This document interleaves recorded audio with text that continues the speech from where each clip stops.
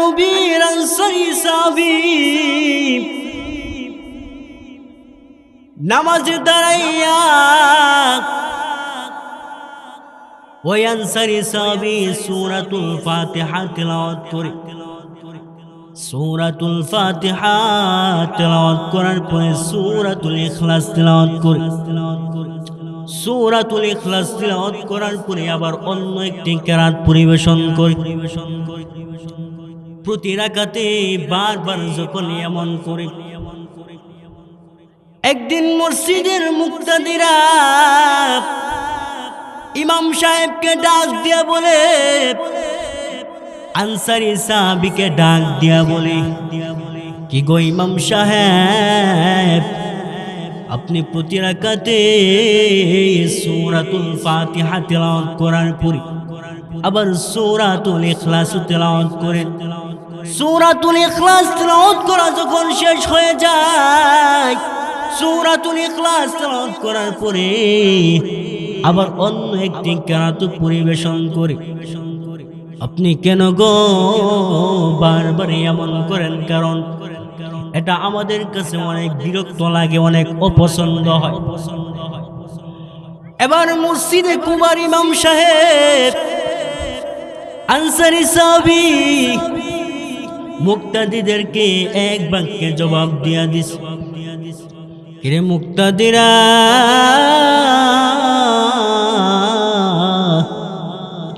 আমি প্রতি রাকাতে সূরাতুল ফাতিহা তিলাওয়াত করার পরে সূরাতুল ইখলাস তিলাওয়াত করব, আবার অন্য একটি কিরাত পরিবেশন করব।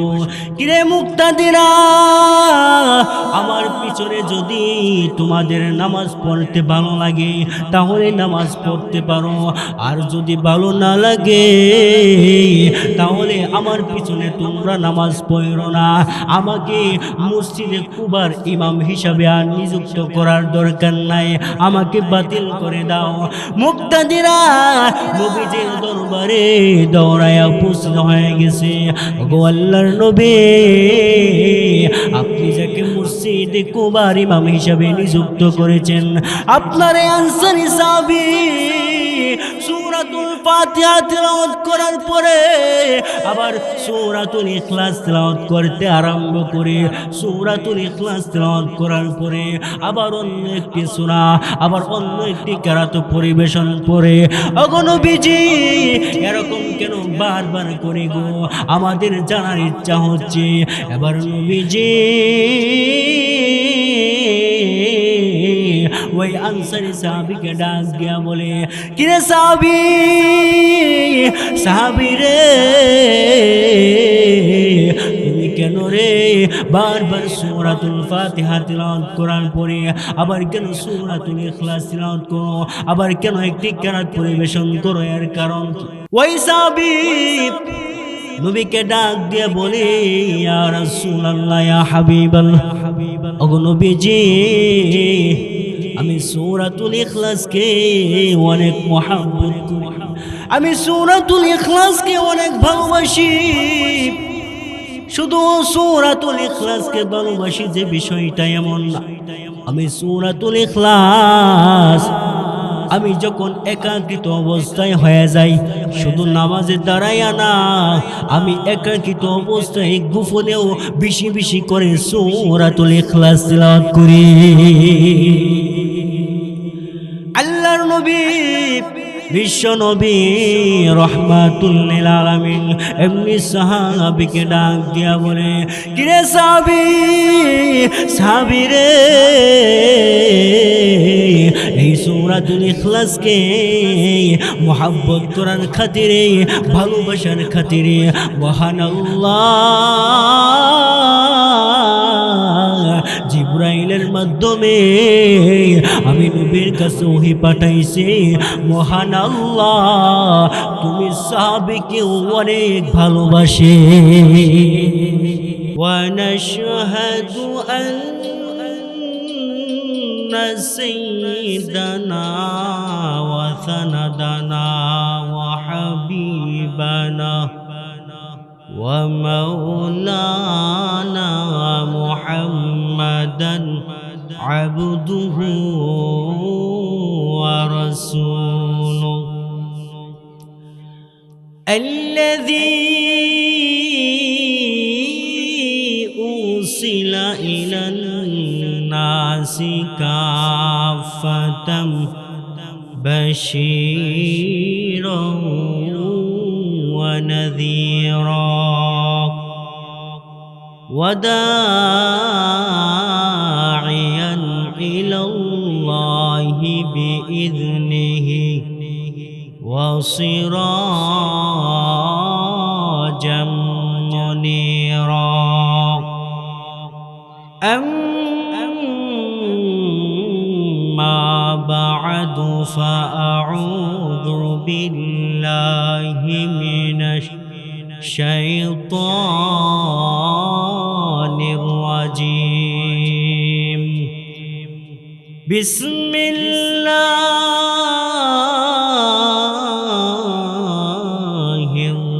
الرحمن الرحيم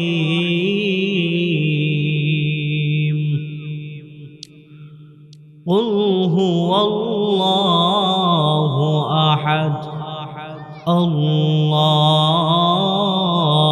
الصمد لم يلد ولم يولد ولم يكن له كفوا أحد صدق الله العظيم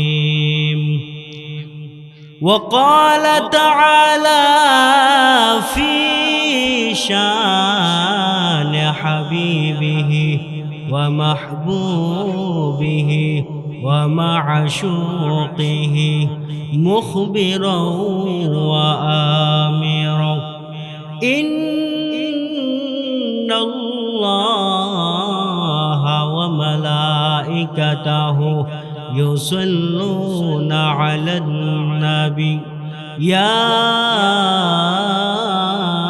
أيها الذين آمنوا صلوا عليه وسلموا تسليما بلغ العلا بكماله كشف الدجى بجماله حسنة جميع خصاله صلوا عليه وآله محبت شدك ذكر كر لا إله لا إله لا إله لا إله إلا الله لا إله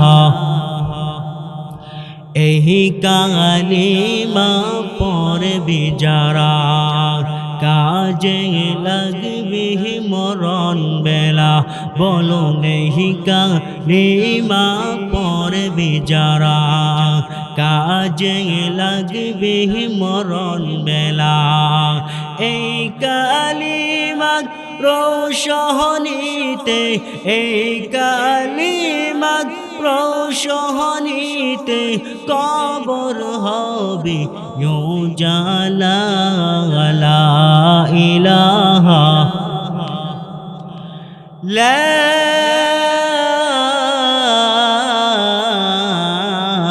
ইলাহা ইল্লাল্লাহ মুহাম্মাদুর রাসূলুল্লাহ সাল্লাল্লাহু আলাইহি ওয়াসাল্লাম।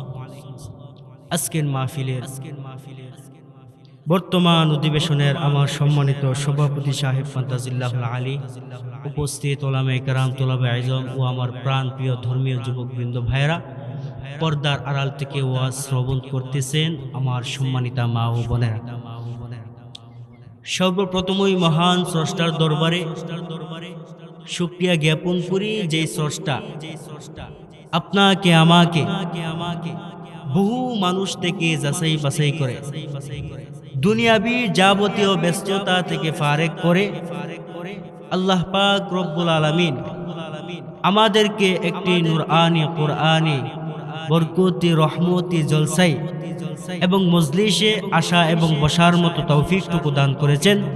সেই জন্য সেই রবের দরবারে অন্তঃস্থল থেকে মহাব্বতের সহিত উঁচু আওয়াজে এক বাক্যে একবার কালিমাতুশ শুকুর আদায় করে বলি আলহামদুলিল্লাহ। আলহামদুলিল্লাহ। মুহতারাম হাজিরিন, আমি আপনাদের সম্মুখে এমন একটি সূরা তিলাওয়াত করেছি,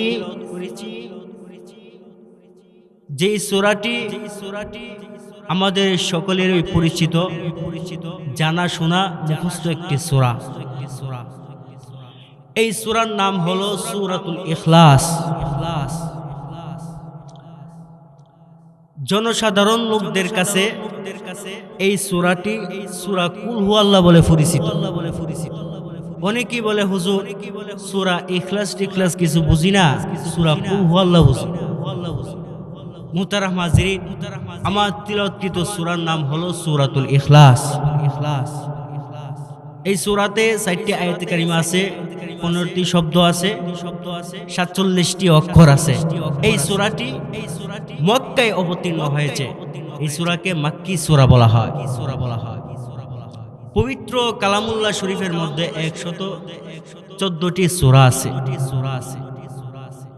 114টি সূরা সমূহের মধ্যে 2টি সূরার নামকরণ করা হয়েছে বাহিরের অংশ দিয়ে, মানে বাহিরের শব্দ দিয়ে। আর যতগুলি সূরা আছে প্রতিটি সূরার নামকরণ করা হয়েছে সূরার ভিতরের অংশ দিয়ে অথবা ভিতরের শব্দ দেয়া। এর মধ্যে একটা সূরা হলো সূরাতুল ফাতিহা। দ্বিতীয় নম্বর সূরা হলো আমার তিলাওয়াতকৃত সূরা সূরাতুল ইখলাস। আমার তিলাওয়াতকৃত সূরাতে সূরাতুল ইখলাসে আল্লাহ পাক রব্বুল আলামিন ওনার শান, মান, সিফাত, গুণাবলী সম্পর্কে আলোচনা করেছেন। কোন বান্দা বান্দি যদি তাওহীদ বুঝার প্রয়োজন হয়, যদি তাওহীদ বুঝতে চায়, একত্ববাদ বিষয়টা যদি বুঝতে চায়, তাহলে আমার যে তিলাওয়াতকৃত সূরা সূরাতুল ইখলাস, এই সূরাতুল ইখলাসের আলোচনাটুকুকে যদি শুরু থেকে নিয়ে এ টু জেড শেষ পর্যন্ত যদি শুনতে পারে, তাহলে একটা বান্দা বান্দির জন্য তাওহীদ বোঝা এই সূরাটার আলোচনাই যথেষ্ট। মুহতারাম হাজিরিন, আরবিতে একটি কায়দা আছে, তাসমিয়াতুল কুল বিসমিল জুস। একটু অংশকে কেন্দ্র করে পুরা অংশের নামকরণ করা হয়, পুরা অংশের নাম রাখা হয়। যেমন আমি আপনাদের কাছে যদি এক্সাম্পল স্বরূপ বলি, আপনারা সহজেই বুঝবেন। অনেক এলাকার বা অনেক পাড়ার নাম কিন্তু এরকম থাকে, আমতলা, জামতলা, ওই কাঠলতলা। একটা পাড়ার মধ্যে কিন্তু যেই নামটা রাখা হয় একটা আম গাছকে কেন্দ্র করে আমতলা, ছোট্ট একটা অংশকে কেন্দ্র করে পুরাটা অংশের নাম রাখা হয়েছে। ঠিক তেমনি ভাবে পবিত্র কালামুল্লাহ শরীফে যে সমস্ত সূরা আছে সেই সমস্ত সূরা সমূহের নামকরণ করা হয়েছে অল্প একটু অংশকে কেন্দ্র করে। যেমন এক্সাম্পল স্বরূপ যদি আমি আপনাদেরকে বলি, তাহলে আপনারা বুঝবেন। কুল আউযু বিরাব্বিল ফালাক, সূরার নাম কি? সূরাতুল ফালাক। কুল আউযু বিরাব্বিন নাস, সূরার নাম কি? সূরাতুন নাস। লিইলাফি কুরাইশ, সূরার নাম কি? সূরা কুরাইশ। আলাম তারা কাইফা ফাআলা রাব্বুকা বিআসহাবিল ফিল, সূরার নাম কি? সূরাতুল ফিল। এইভাবে ছোট্ট একটা শব্দকে কেন্দ্র করে, ছোট্ট একটা অংশকে কেন্দ্র করে পুরা সূরার নামকরণ করা হয়েছে। প্রথমত আমরা এই সূরার শানে নুজুল সম্পর্কে অবগত হতে পারি। এই সূরা কোন প্রেক্ষাপটে, কোন কারণে, কোন ঘটনাকে কেন্দ্র করে আল্লাহ পাক রব্বুল আলামিন এই সূরাকে নাজিল করেছে, জানার দরকার আছে আমাদের। আমার বাইরে মক্কা নগরের মুশরিকেরা আল্লাহর নবী বিশ্ব নবী রহমাতুল লিল আলামিনকে প্রশ্ন করে, কে মুহাম্মদ,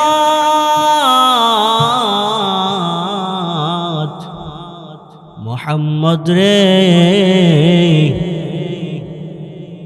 এই পৃথিবীতে যতগুলি মানুষ আছে, প্রতিটা মানুষের পরিবার আছে, বংশধর আছে,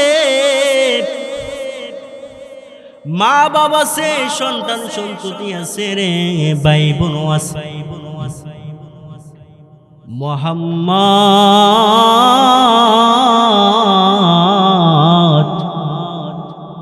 আল্লাহ যে তোমাকে দুনিয়াতে সৃষ্টি করেছে, তোমারও বংশধর আছে, তোমারও ভাই বোন আছে, মা বাবা আছে রে, মা বাবা দিয়াই আল্লাহ তোমাকে দুনিয়াতে পাঠাইছে। কিন্তু তুমি যেই খুদার উপাসনা করো রে, তুমি যেই খুদার বন্দেগী করো, সেই খুদার কি কোনো বংশধর আসেনি? সেই খুদার কি পরিবার আসেনি? সেই খুদার কি কোনো আত্মীয় স্বজন আসেনি? জানতে চাই। নাউজুবিল্লাহ বলে। আমার ভাইয়েরা, আল্লাহর নবী বিশ্ব নবী রহমাতুল লিল আলামিনকে এইভাবে মক্কা নগরের মুশরিকরা প্রশ্ন করে, মুহাম্মদ রে, সবাইরই বংশধর আছে, পরিবার পরিজন আছে, আত্মীয় স্বজন আছে, কিন্তু মুহাম্মদ রে, তুমি যে খুদার উপাসনা করো রে, তুমি যে খুদার কদমে সেজদায় লুটায়া পড়ো, আমরা জানতে চাই, আমাদের জানার বিষয় হলো তোমার ওই খুদার কি কোনো বংশধর আসেনি? এমনি আল্লাহ রব্বুল আলামিন হযরত জিবরাইলকে ডাক দিয়া বলে, কিরে জিবরাইল, যাও যাও আমার নবীর দরবারে যাও, আমার নবীকে জানাইয়া দাও, কুল হুয়াল্লাহু আহাদ, আমি আল্লাহ হলাম একক, আমি আল্লাহ হলাম অদ্বিতীয়, আমি আল্লাহর সঙ্গে কোনো কিছুকে অংশীদার সাব্যস্ত করা যাবে না, আমি আল্লাহ অদ্বিতীয়। আল্লাহ রব্বুল আলামিন স্পষ্টভাবে প্রথম অংশে জানায়া দিয়েছে, আল্লাহ রব্বুল আলামিন মানুষের আকার আকৃতি থেকে আমার মহান আল্লাহ পবিত্র। আল্লাহর কোনো হাত নাই, কোনো পা নাই, মানুষের মতো চলাফেরা করে না, মানুষের যত আকার আকৃতি আছে রে, মানুষের যাবতীয় আকার আকৃতিকে মহান আল্লাহ হলেন পবিত্র।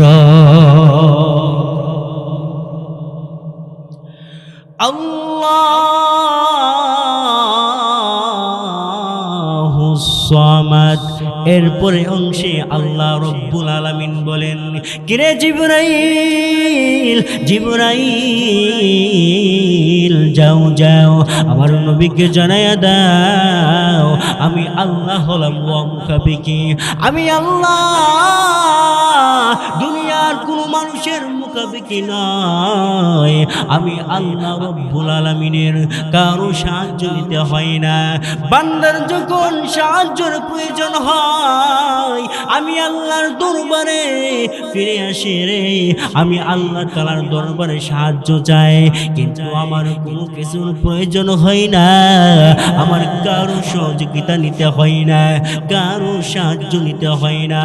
আমি আল্লাহ হলাম এমন খুদা, আমি আল্লাহ হলাম এমন স্রষ্টা, যেই স্রষ্টার দুনিয়ার মানুষ মানুষের কোনো প্রয়োজন লাগে না, দুনিয়ার কোনো মানুষ থেকে সহযোগিতা নিতে হয় না। আমি আল্লাহ হলাম এমন খোদা, আমি আল্লাহ নিজেই স্বয়ং সম্পূর্ণ, কারো কাছে কোনো সহযোগিতা নিতে হয় না, কারো কাছে কোনো সাহায্যের প্রয়োজন হয় না। জিবরাইল যাও তুমি কাফেরদের বিরুদ্ধে স্পষ্ট জবাব দিয়ে দাও, নবীজিকে জানায়া দাও, নবীজি যেন বলে দেয়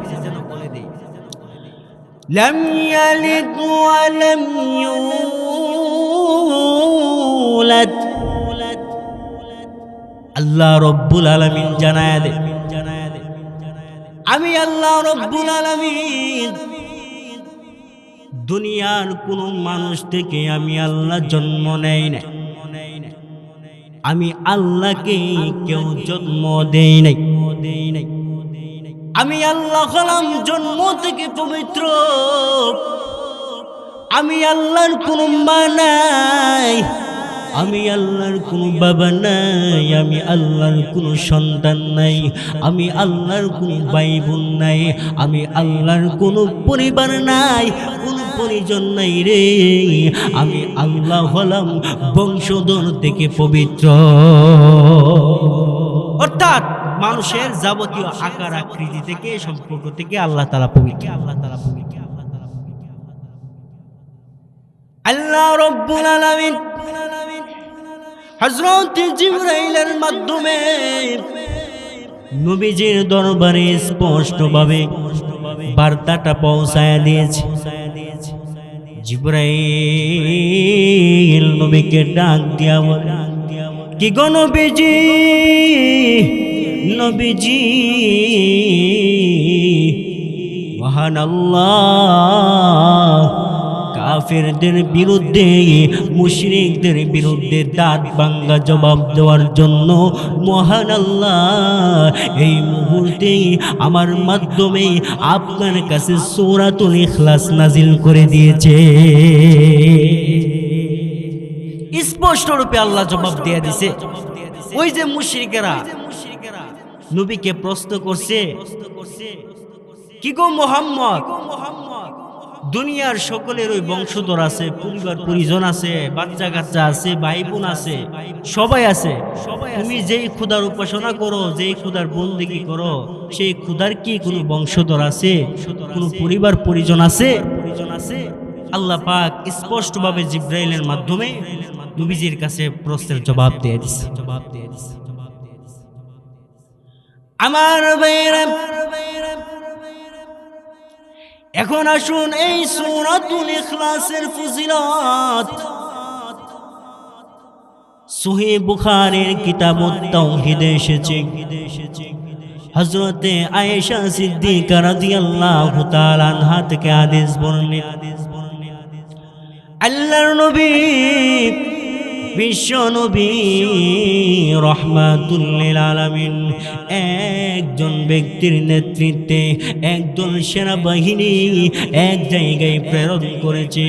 ওই সেনাবাহিনীদের যিনি প্রধান, ওই প্রধান ব্যক্তি যখন নামাজে দাঁড়ায় রে, সেনাবাহিনীদেরকে নিয়া যখন নামাজে দাঁড়ায়া যায়, প্রতি রাকাতে সূরাতুল ফাতিহা তিলাওয়াত করার পরে অন্য একটি সূরা যখন পরিবেশন করে, অন্য একটি কেরাত যখন পরিবেশন করে, ওই কেরাতের পরেও আবার সূরাতুল ইখলাস তিলাওয়াত করে।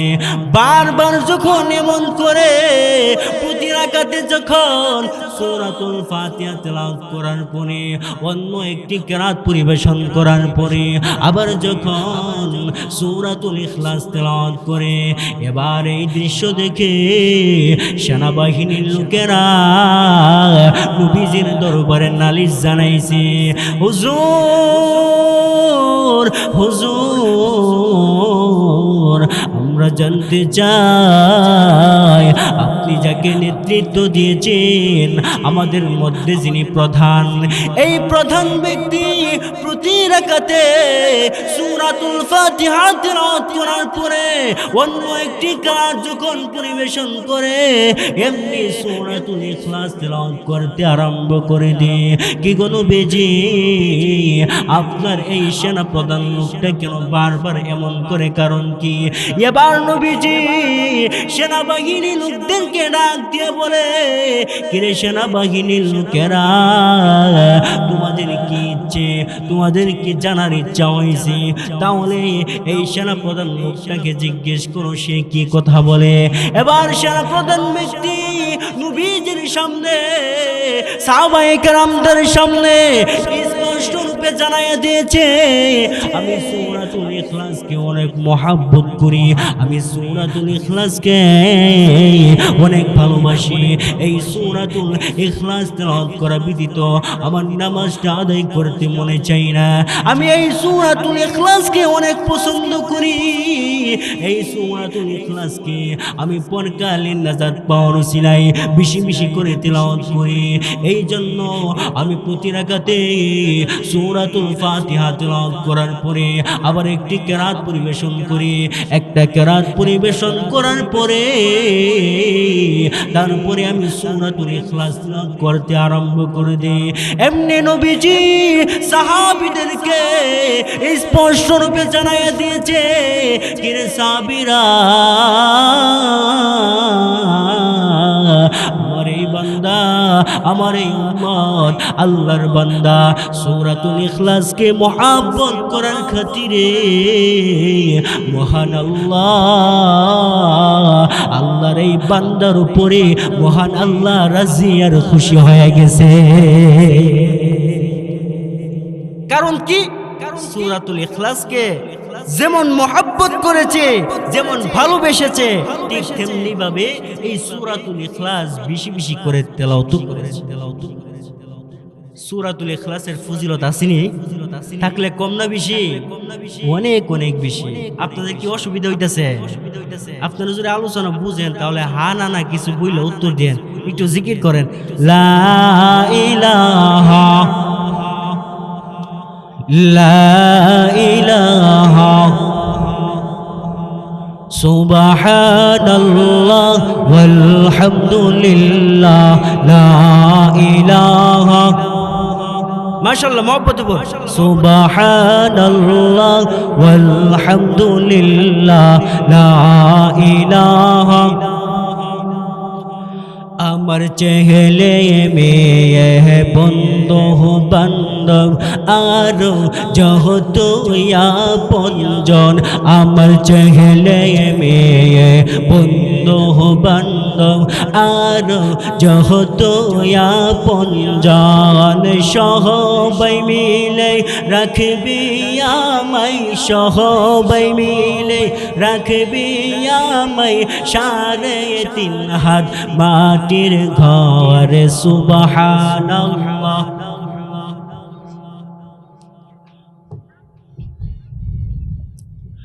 সুবহানাল্লাহ।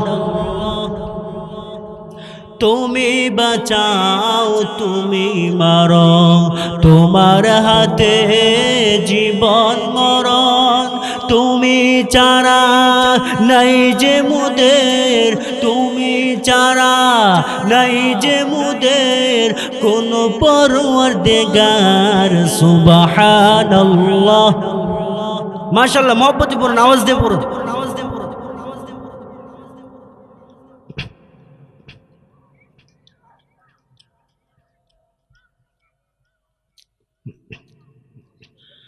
لا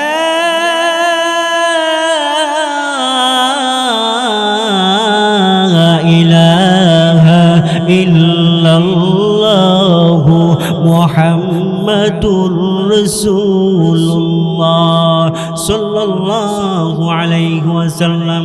ও মুরব্বি বাবারা, ও যুবক ভাইয়েরা, ও পর্দানিশী মা বোনেরা, আল্লাহর নবী বিশ্ব নবী রাহমাতুল লিল আলামিন সহিহ বুখারীর কিতাবুস সালাতের একটি অধ্যায়ের মধ্যে হযরত আনাস রাদিয়াল্লাহু তাআলা আনহুর একটা বর্ণনা উল্লেখ করা হয়েছে। নবীজি, আল্লাহর নবী বিশ্ব নবী রাহমাতুল লিল আলামিন বলেন, একজন আনসারী সাহাবী মসজিদে কুবার ইমাম হিসেবে নিযুক্ত হলেন। ওই যে আমাদের সমাজে যে ইমাম সাহেব মসজিদের খেদমতে উপস্থিত হয় না, মসজিদের খেদমতে নিযুক্ত হয়, ঠিক তেমনি ভাবে মসজিদে কুবার ইমাম হিসেবে একজন আনসারী সাহাবী নিযুক্ত হয়েছে। আল্লাহর নবীর আনসারী সাহাবী নামাজে দাঁড়াইয়া ওই আনসারী সাহাবী সূরাতুল ফাতিহা তিলাওয়াত করে, সূরাতুল ফাতিহা তিলাওয়াত করার পরে সূরাতুল ইখলাস তিলাওয়াত করে, সূরাতুল ইখলাস তিলাওয়াত করার পরে আবার অন্য একটি কিরাত পরিবেশন করে। প্রতি রাকাতে বারবার যখন এমন করে, একদিন মসজিদের মুক্তাদিরা ইমাম সাহেবকে ডাক দিয়া বলে, আনসারী সাহাবীকে ডাক দিয়া বলে, কি গো ইমাম সাহেব, আপনি প্রতি রাকাতে সূরাতুল ফাতিহা তিলাওয়াত করার পরে আবার সূরাতুল ইখলাস তিলাওয়াত করেন। সূরাতুল ইখলাস তিলাওয়াত করা যখন শেষ হয়ে যায়, সূরাতুল ইখলাস তিলাওয়াত করার পরে আবার অন্য একটি কিরাত পরিবেশন করে। আপনি কেন গো বারবার এমন করেন? কারণ এটা আমাদের কাছে অনেক বিরক্ত লাগে, অনেক অপছন্দ হয়। এবার মসজিদে কুবার ইমাম সাহেব আনসারী সাহাবী মুক্তাদিদেরকে এক বাক্যে জবাব দিয়া দিস, কিরে মুক্তাদিরা,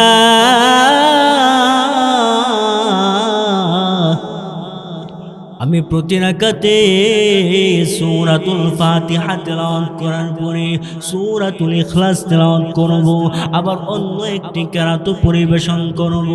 কিরে মুক্তাদিরা, আমার পিছনে যদি তোমাদের নামাজ পড়তে ভালো লাগে তাহলে নামাজ পড়তে পারো, আর যদি ভালো না লাগে তাহলে আমার পিছনে তোমরা নামাজ পড়ো না।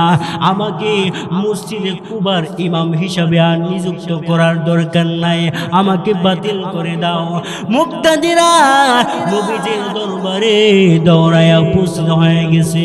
ওগো আল্লাহর নবী, আপনি যাকে মসজিদে কুবার ইমাম হিসাবে নিযুক্ত করেছেন, আপনার এই আনসারী সাহাবী সূরাতুল ফাতিহা তিলাওয়াত করার পরে আবার সূরাতুল ইখলাস তিলাওয়াত করতে আরম্ভ করে, সূরাতুল ইখলাস তিলাওয়াত করার পরে আবার অন্য একটি সূরা, আবার অন্য একটি কিরাত পরিবেশন করে। ওগো নবীজি, এরকম কেন বারবার করে গো? আমাদের জানার ইচ্ছা হচ্ছে। এবার নবীজি ওই আনসারী সাহাবীকে ডাক দিয়া বলে, কিরে সাহাবী, সাহাবী রে, তুমি কেন রে বারবার সূরাতুল ফাতিহা তিলাওয়াত করার পরে আবার কেন সূরাতুল ইখলাস তিলাওয়াত করো, আবার কেন একটি কিরাত পরিবেশন করো? এর কারণ ওই সাহাবী নবীকে ডাক দিয়ে বলে, ইয়া রাসূলুল্লাহ, ইয়া হাবিবাল্লাহ, ওগো নবীজি, আমি সূরাতুল ইখলাসকে অনেক মহব্বত করি, আমি সূরাতুল ইখলাসকে অনেক ভালোবাসি। শুধু সূরাতুল ইখলাসকে ভালোবাসি যে বিষয়টা এমন না, আমি সূরাতুল ইখলাস আমি যখন একাকিত অবস্থায় হয়ে যাই, শুধু নামাজে দাঁড়াইয়া না, আমি একাকিত অবস্থায় গোপনেও বেশি বেশি করে সূরাতুল ইখলাস তিলাওয়াত করি। আল্লাহর নবী বিশ্ব নবী রহমাতুল লিল আলামিন এমনি সাহাবীকে ডাক দিয়া বলে, কিরে সাহাবী, সাহাবী রে, এই সূরাতুল ইখলাসকে মুহাব্বত করার খাতিরে, ভালোবাসার খাতিরে মহান আল্লাহ জিবরাইলের মাধ্যমে আমি নবীর কাছে ওহী পাঠাইছি। মহান আল্লাহ তুমি সাহাবীকে অনেক ভালোবাসে। কি পরিমাণ ফজিলত, কি পরিমাণ বরকত আল্লাহ রেখে দিয়েছে সূরাতুল ইখলাসের ভিতরে। আমার ভাইরা, আল্লাহর নবী বিশ্ব নবী রহমাতুল লিল আলামিন হাদিস শরীফের মধ্যে উল্লেখ করেছে, কোন বান্দা বান্দি সূরাতুল ইখলাস যদি 3 বার মনোযোগ সহকারে পাঠ করতে পারে, মহান আল্লাহ ওই বান্দা বান্দির নামায় আমলের ভিতরে একটা কোরআনের খতমের সওয়াব দান করে দিবে। এই জন্য বেশি বেশি করে সূরাতুল ইখলাস আমাদেরকে তেলাওয়াত করতে হবে। সূরাতুল ইখলাস যদি তেলাওয়াত করতে পারি, মহান আল্লাহ বান্দা বান্দিকে অনেক মহব্বত করবে, অনেক ভালোবাসবে। আল্লাহর নবী স্পষ্ট রূপে উম্মতদেরকে জানায়া দিয়েছে, কে উম্মতেরা, এই সূরাতুল ইখলাস যদি কোনো মুর্দার কবরের পাশে দাঁড়াইয়া এই সূরাতুল ইখলাস যদি তিলাওয়াত করা হয়, মহান আল্লাহ এই সূরাতুল ইখলাস তিলাওয়াত করার খাতিরে মহান আল্লাহ ওই মুর্দার কবরস্থ ব্যক্তির কবরের আযাবকে বন্ধ করে দেয়। এখন চিন্তা করে এই সূরার কি পরিমাণ ফজিলত। আমরা এই সূরা তিলাওয়াত করি, ইমাম সাহেবের পিছনে দাঁড়ায়ও এই সূরা তিলাওয়াত অনেকবার শুনছি, কিন্তু একটা বার এই সূরার অর্থ কি, এই সূরার ব্যাখ্যা কি, এই সূরার শানে নজুল কি, এই সূরার ফজিলত কি, একটা বার জানার এবং বোঝার চেষ্টা করলাম। বড়ই আফসোস লাগে ও মুরব্বী বাবারা, এখানে যারা বসে আছেন, আমি আপনাদেরকেই বলি, আমাদের অনেকের বয়স হয়ে গেছে 50, অনেকের বয়স হয়ে গেছে 65, অনেকের বয়স আবার 70 হয়ে গেছে। বড় আফসোস আর দুঃখের বিষয় হলো এখনো পর্যন্ত আমরা কোরআনের যেসব সূরা নামাজে তিলাওয়াত করি, সেই সমস্ত সূরাগুলি সঠিকভাবে আমরা উচ্চারণ করতে পারি না, চেষ্টাও করি না। আপনাকে চেষ্টা করতেই হবে। আল্লাহ পাক আপনাকে সময় দিছে, আপনাকে সুস্থতার নামক নিয়ামত দিছে, আপনাকে মাধ্যম পর্যন্ত দিয়েছে। এতগুলি সুযোগ পাওয়ার পরেও যদি আপনি সূরাগুলি সঠিকভাবে উচ্চারণতার সহিত যদি আপনি শিখতে না পারেন, তাহলে আল্লাহর কাছে অবশ্যই একদিন আল্লাহর আদালতের কাঠগড়ায় দাঁড়াইয়া আপনাকে কঠিন থেকে কঠিন হিসাব দিতেই হবে। ওই দিন কোনো জবাব পাবেন না, কোনো উসিলা, কোনো অজুহাত দিয়ে বাঁচার কোনো সুযোগ নাই। আপনাকে ধরবেন, কঠিন ভাবে আপনাকে ধরা হবে।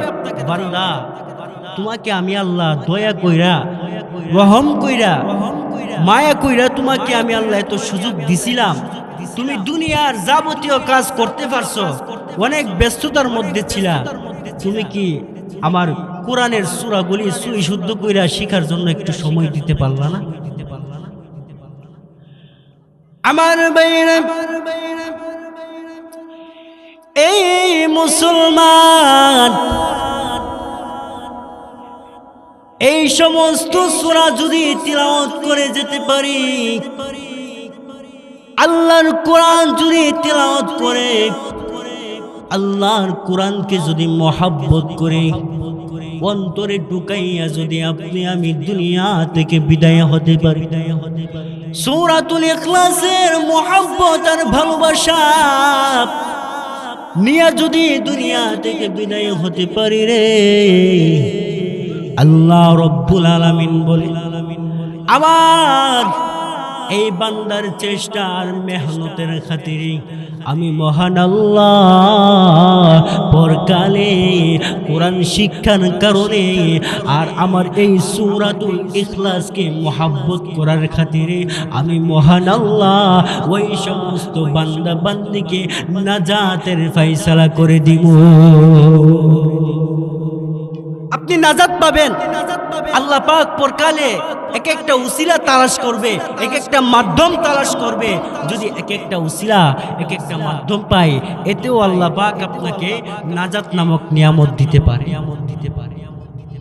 এই জন্য সময় থাকতে সুযোগ থাকতে আপনার আমার ঈমান আর আমলকে মজবুত করতে হবে। সময় চলে গেলে আফসোস করতে হবে, আক্ষেপ করতে হবে, আর একটা সেকেন্ড সময় আপনাকে দেওয়া হবে। আমার বাইরে এই জন্য বুদ্ধিমান আর আকল মন সমজদার তো তারাই যারা দুনিয়ার পাগল না হইয়া যারা পরকালের প্রতি পাগল হয়ে দুনিয়ার জীবনটাকে চাকচিক্য না করে পরকালটাকে চাকচিক্য করতে শিখি। আল্লাহ রব্বুল আলামিন ওই সমস্ত বান্দা বান্দিকে ডাক দিয়া বলে, কিরে বান্দা বান্দি, আমি আল্লাহ তোমাকে অনেক সুযোগ দিয়েছিলাম, তোমাকে অনেক সময় দিয়েছিলাম। এই সময় আর সুযোগ পাইয়া আমি মহান আল্লাহকে তুমি সন্তুষ্ট করে দুনিয়া থেকে বিদায় হয়া তুমি অন্ধকার কবরের বাসিন্দা হয়ে গেছো। আমি আল্লাহ তোমার উপরে সন্তুষ্ট হয়ে গেছি রে। আমি আল্লাহ তোমার জন্য কবরের প্রথম ঘাটিটাকে আমি আল্লাহ সহজ করে দিলাম। কবরের প্রথম ঘাটি যার জন্য সহজ হবে, নবী করিম সাল্লাল্লাহু আলাইহি ওয়াসাল্লাম হাদিস শরীফের মধ্যে উল্লেখ করেছে, বাকি পরবর্তী যে ঘাটিগুলো আছে আল্লাহ তাআলা ওই বান্দা বান্দির জন্য প্রথম ঘাটি সহজ হওয়ার খাতিরে পরবর্তী ঘাটিগুলোকে আল্লাহ সহজ করে। এই জন্য কবরের প্রথম ঘাটিকে যদি সহজ করতে হয় কোরআন তেলাওয়াত করার দরকার আসেনি?